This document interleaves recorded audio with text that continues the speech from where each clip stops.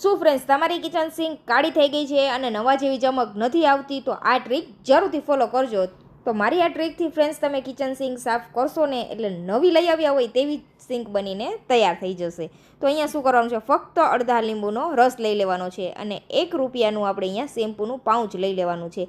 હવે શેમ્પૂને આ રીતે ઉમેરી દેવાનું છે સિંક ઉપર અને થોડું શેમ્પૂ છે તે આપણે આ રીતે લીંબુ ઉપર ઉમેરી દઈશું. અડધા લીંબુનો ઉપયોગ કરેલો છે અહીંયા અને થોડું એવું આપણે નમક ઉમેરી દઈશું. હવે બધી વસ્તુને સરસ આપણે ઘસીને સાફ કરવાનું છે. જ્યાં એવું લાગતું હોય કે વધારે ડાઘ છે, પાણીના ડાઘ જાતા નથી, તો ત્યાં તમે આ પ્રોસેસ કરશો ને ફ્રેન્ડ્સ એટલે કિચન સિંક નવા જેવી થઈ જવાની છે.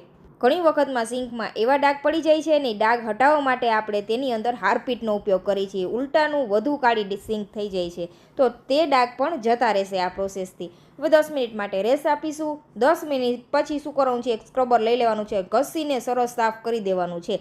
તો અહીંયા સરસ એવું આપણે ઘસીને 10 મિનિટ પછી સાફ કરી દીધું છે. હવે આપણે સિંકને સરસ પાણીથી સાફ કરી લેશું. તો તમે જોઈ શકો છો પહેલાં કરતાં સિંક સરસ ચમચમાવા લાગેલી છે. એવું જ લાગશે કે નવી લઈ આવ્યા હોય. ટ્રીક પસંદ આવી તો ફોલો